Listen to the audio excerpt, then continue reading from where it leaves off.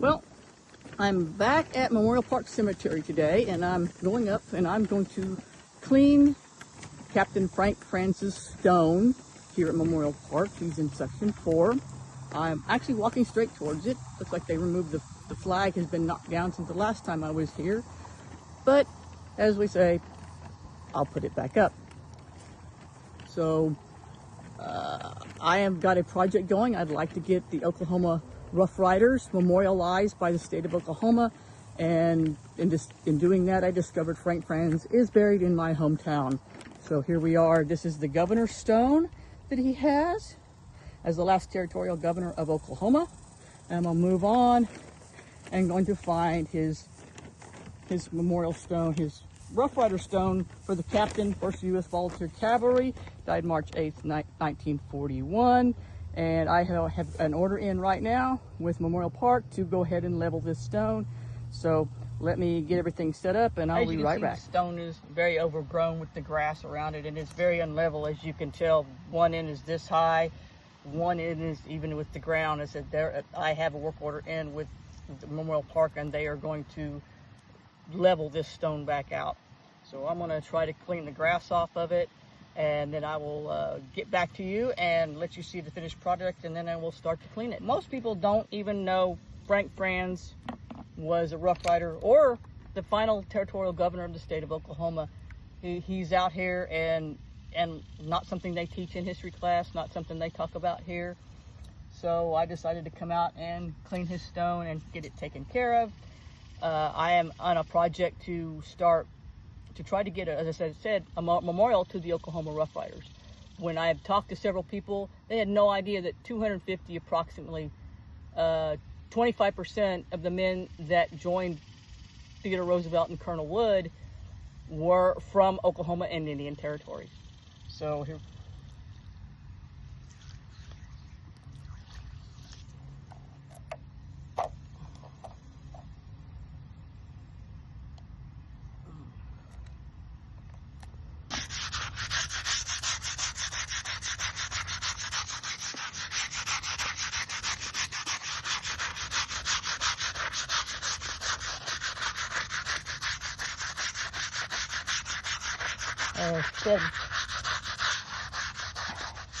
This is in Memorial Park Cemetery in section 4, right off the road, straight off the road here. Some of the rest of the families here as well. I'll get pictures at the end. There's a lot of dirt coming off the stone.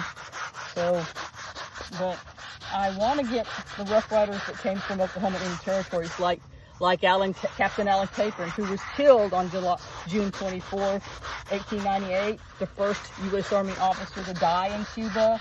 He was the first Oklahoman to die in Cuba. He was one of the main trainers of the Rough Riders. He was a man that Roosevelt called one of the finest soldiers in the regiment. Frank Frantz, though, was in Troop A with Captain Buckey O'Neill. He was a lieutenant at the time. Buckey O'Neill was killed on Kettle Hill on July 1st, 1898, and Frank Frantz had to take over. He was, and then later he was promoted to captain.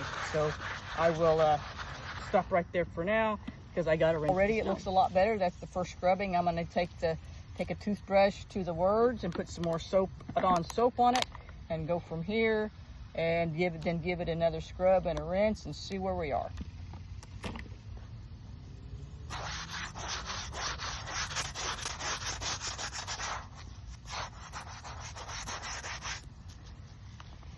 Most people have the myth of the Rough Riders and everything completely screwed up. They think only San Juan Hill. They have no idea that there were other units there. It wasn't just Rough Riders, even though, and they became the most famous unit of the Spanish-American War. Like the Oklahoma also had, besides having 3 troops, 25% of the men in the 1st Volunteer Cavalry from Oklahoma, they also had the 1st Volunteer Infantry that was raised in Oklahoma, and most people don't even know they exist, even though their heritage, as they came back from the war, they were absorbed back into the National Territorial Guard of Oklahoma, and their heritage is part of the Oklahoma National Guard, where the Rough Riders is not. After Frank Frantz left the Volunteer Cavalry, and Roosevelt became president, he was made postmaster of Enid. He was an Osage Indian agent. And then in 1906, Roosevelt appointed him to be the last territorial governor of Oklahoma.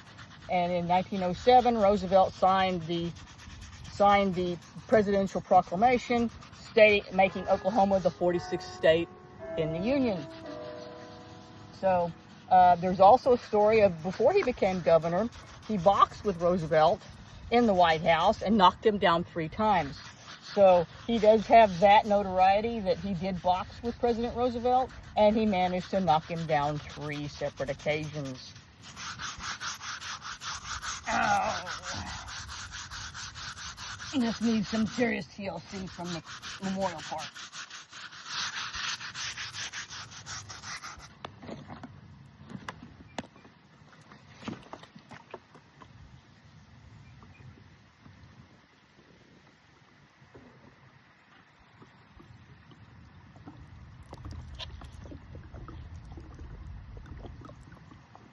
I have more water if you're wondering if I run out. I have 2 more containers, so it's going to get it clean.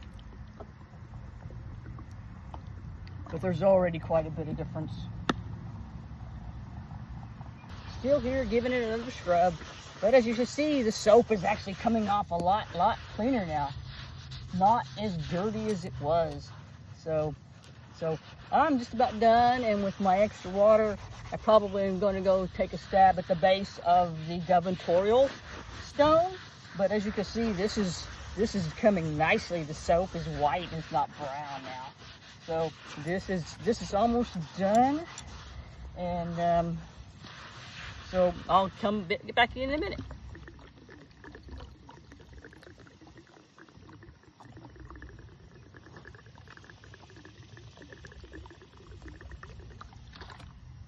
Well, much better than when we started. So now I'm going to go walk over and see about cleaning the base of the gubernatorial stone and come back and see what this looks like when it's dry. As you can see, the base of the gubernatorial stone is also quite dirty right here in this one section. So I'm going to see what I can do to clean this one up. And hang on for a second while I get the water on it. Oh yeah, you see it's getting really dirty as I scrub on it. So this is just dirt. And this dirt is coming up fairly easy. So, you know, it would be nice if the state and then would take care. He was our last territorial governor before statehood. You know, he was a Rough Rider. He was a military veteran. Him and his brothers ran a business in Enid. So, but history is forgotten. They don't teach the Rough Riders, not even when I was in school back in the 80s. They don't teach any of this. So it's a sad state of affairs that history has gone to from chapters to pages to paragraphs. But hopefully some of us will keep remembering. So let me keep on going, and I'll be back. Still at it, cleaning it up. You know, I want to say something about myself. I'm a retired Tulsa police officer. My name is Jacqueline Giacomo, and I am actually in a genealogical society. I'm in the Daughters of the American Revolution because I can trace my heritage all the way back to the American Revolution, to the patriots that fought for this, to build this nation, to found this nation. So this, you know, doing things like this mean a lot to me. My father served in the Navy and then later in the Oklahoma National Guard, putting in 27 years. His brother served in the United States Navy. My great uncle Glenn served in World War II in France, was wounded in action. His brother served in the occupation of Germany. I have a lot of pictures of bombed out buildings that he brought back. So service means a lot. As I said, I'm a retired police officer. I didn't serve in the military, but I did serve my community. So this is something that I wanted to come out and do today.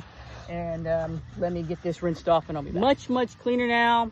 I've exhausted my supply of water, but everything looks much better on this one as well. So let me get you a good view of this one now. As I said, I came out here today just on my own time, just because I wanted to. So I put everything away in my car, and I'm gonna walk back to the site to see how everything is drying. So I'm just walking back at this point just to see how everything has dried so far. You can see from the flag where it is, and I'm just making my way back.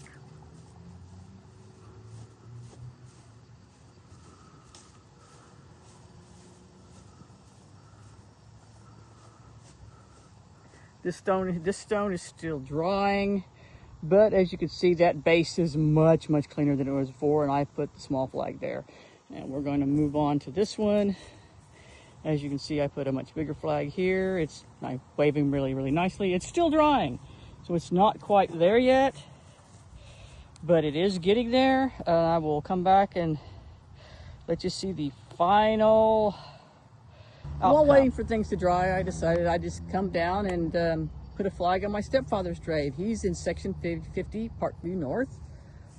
He was in the 45th Infantry Division, so I'm gonna go put a flag on his grave. And he's right over here. All right.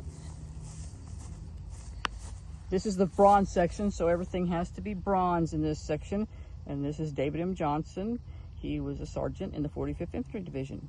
So I'm going to put a flag on his grave. My father, Paul C. Giacomo, United States Oklahoma National Guard and United States Navy, is buried at Fort Gibson National Cemetery. So he's about 45 minutes away, so I can't visit him as much as I'd like. On the way back now, let's see if it's dried completely out and see what we got. There is a noticeable difference even when it's still wet, but this one looks really good. I mean, it's dried out and that dark spot is gone. It's still a little wet on the name, but the dark spot is gone that was on the base. And here we are at the other one. And let's see what it looks like. Oh yeah, it is so much better than it was before. Let me move the flags and get the shadow off of it for now. And yes, that is so much better. It is so much cleaner, brighter color. The name's clear. That spot, even though I couldn't get the spot on the end off, it is actually faded out. So I think today wound up be great. Thank you for your time.